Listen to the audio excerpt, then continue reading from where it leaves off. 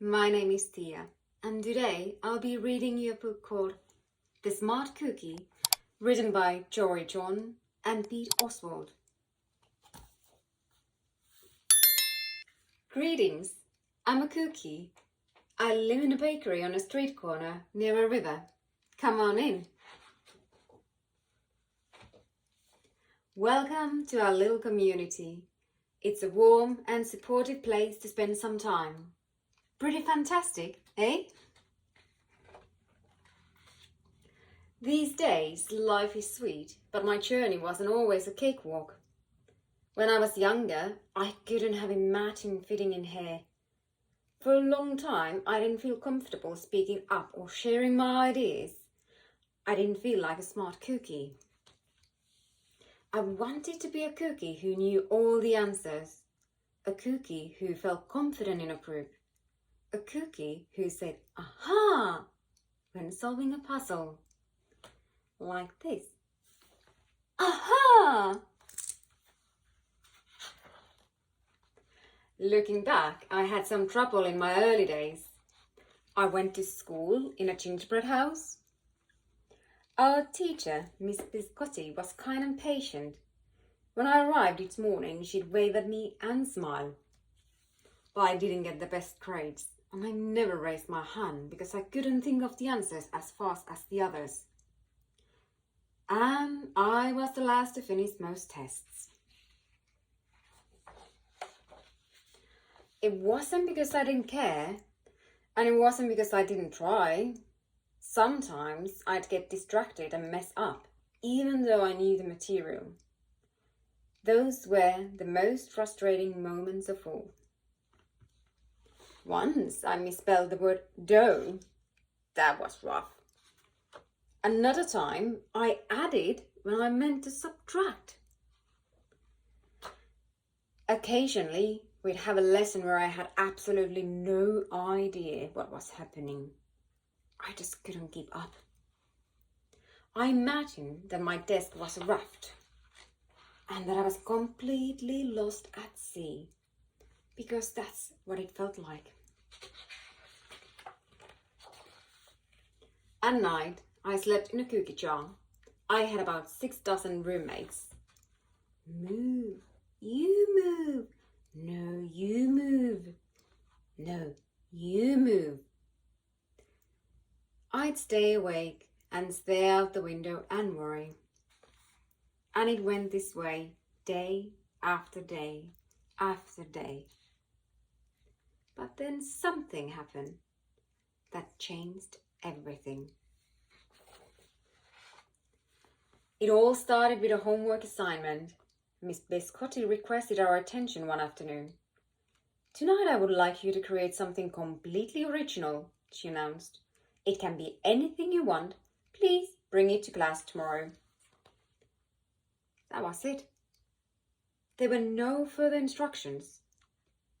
Miss Biscotti winked at me as I gathered my belongings. I felt like I had a million butterflies in my stomach.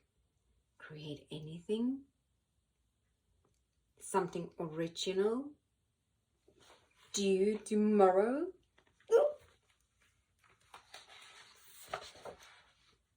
When I got home, I immediately went to work.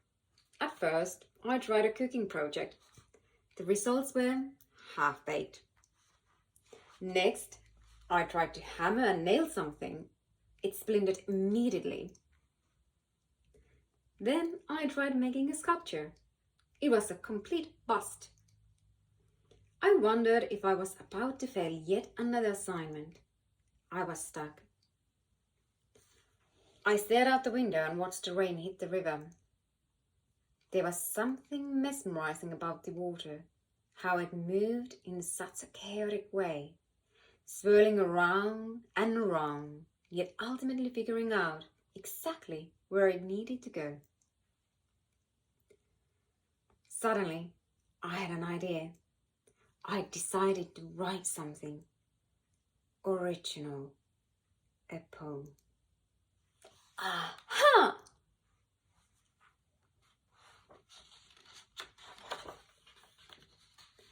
I came up with a title based on how I'd been feeling, my crummy days. After that, the rest of it seemed to fall into place. I wrote and I wrote. I lost track of time.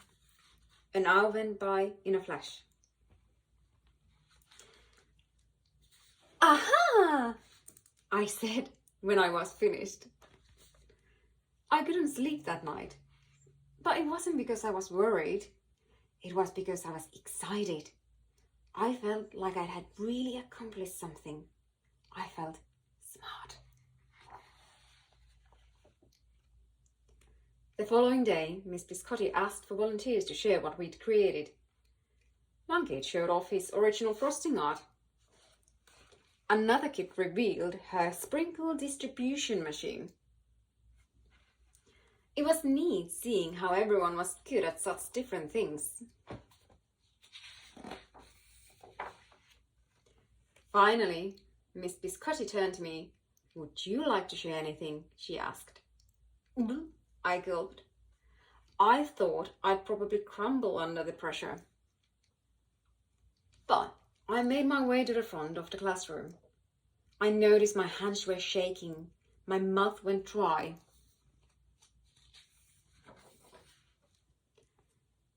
"This poem is called My Crummy Days," I said, my voice cracking. And then I read it aloud. As I spoke, I noticed some kids nodding at certain lines. Other kids laughed at parts that were supposed to be funny. As I built toward the finale, I felt myself becoming more confident and animated. And in the end, everybody clapped and cheered. I promise you this, I'll never, ever forget it. Miss Biscotti was beaming. "No one but you could have written that poem," she said. "It was completely original." Ha! I had done it. I'd created something and shared it with the world. Well, my world, at least. The rest of the day was a blur. By recess, I was already planning my next poem. I would call it My Sweet Morning. Aha! I thought when I came up with the title. Later that afternoon, Miss Biscotti handed me a note. It said that I should keep on writing, no matter what. That meant so much to me. School was a bit different after that. I wasn't so scared to raise my hand or ask a question or share my work. Sure, some things still don't come as easily for me as they do for others. But now I know that you can be smart in many different ways. You don't have to have the answers to every question or suddenly be great at everything all at once. You just need a chance to try all kinds of things, to find out who you are and what you like to do. As for me, I learned that I can write and I can think up great ideas, and I found plenty of other things I'm good at too. I no longer feel lost at sea. It's more like floating down a river. And the best part is, there's always more to learn. Because we are all smart cookies.